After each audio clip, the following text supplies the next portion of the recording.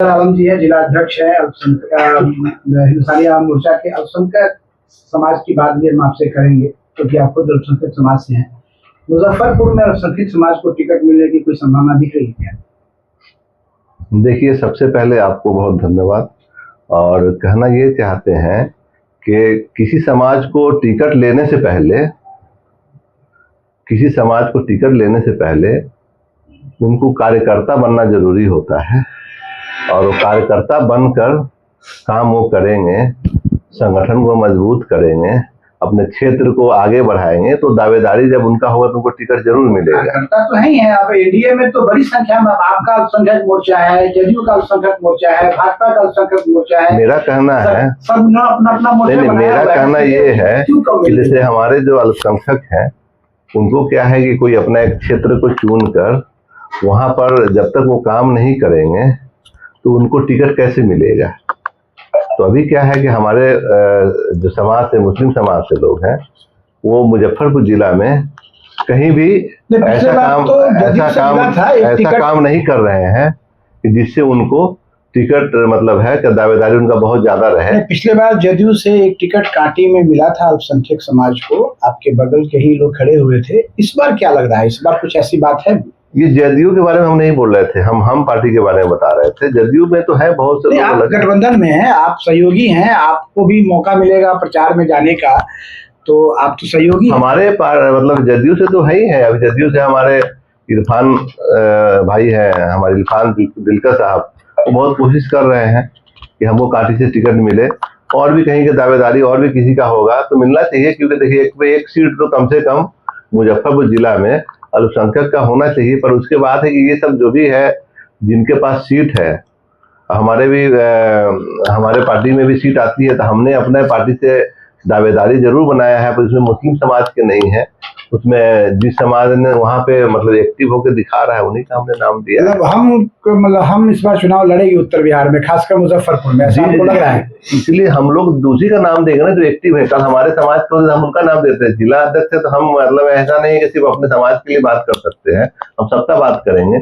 और हमारे लगा हमको कि मुजफ्फरपुर जिला में 2 सीट है हमारा, जिस पर जो है हमारे कैंडिडेट लड़ सकते हैं। एक आपको कांटी हो गया, दूसरा एक बुचहा हो गया। तो हमने अपने राष्ट्रीय अध्यक्ष जी को, डॉक्टर संतोष कुमार सुमन जी को, हमने अपने पत्र भी दिया है। और वो पत्र हम लोग पेपर में भी दिए थे, पेपर वगैरह में छपा भी है कि हमारे तरफ से मांग है कि हमारे 2 विधानसभा में किसी एक विधानसभा में कम से कम सीट मिले। आज मुजफ्फरपुर में एनडीए का जो विधानसभा सम्मेलन हो रहा था उसकी आज समाप्ति हो गई। मतलब जो भी विधानसभा थे यहाँ पे 11 सभी जगह हो चुका है। क्या फीडबैक आपको मिला? आप सभी सम्मेलन में गए हैं, आपके लोग गए हैं, क्या लग रहा है इस बार एनडीए का क्या परफॉर्मेंस रहेगा? देखिए, ऐसा है कि हमारे मुजफ्फरपुर एनडीए कार्यकर्ता सम्मेलन जो यहाँ हुआ है वो 11 विधानसभा में लास्ट आज होकर खत्म हो गया। और हम आपको ये बताना चाहते हैं कि पूरे 11 की 11 विधानसभा में मतलब 100% जीत होगी एनडीए की। 11 की 11 तो कहीं तो लड़ाइयां हो रही हैं। अभी आप गाय घाट की बात कर रहे हैं तो 2 प्रत्याशी 3 प्रत्याशी आपस में झगड़ रहे हैं। कांटी में भी यही हुआ, बुचहा में भी यही हुआ, आज गया घाट में हो गया।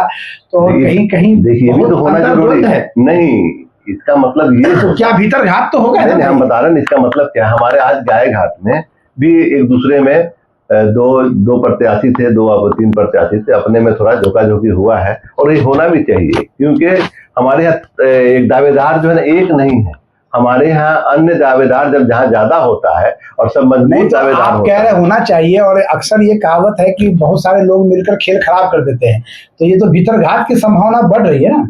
ऐसा नहीं, किसी एक को तो मिलना ही है। पर देखिए वहां पर क्या है, कैंडिडेट 2-3 कैंडिडेट जहाँ पे है एकदम मजबूत होता है, तो वहां पर क्या है कि लोग अपने में थोड़ा अपना पावर वो दिखाते हैं, कि हमारे जो बड़े में तो यही नुकसान है ना। पटना से जिसको टिकट नहीं मिला वो तो कल आपको वो चाहेगा कि मुझे नहीं मिला तो वो आदमी नहीं जीते, क्योंकि मुझसे आगे निकल जाएगा तो फिर मेरे हाथ से निकल जाएगी। मुख्य अतिथि जो आते हैं ना, तो मुख्य अतिथि जो होते हैं वो स्टेट से उनको भेजा जाता है कि आप देखिए कि आपके जो विधानसभा में आप जा रहे हैं वहाँ कैंडिडेट का पोजीशन कैसा है।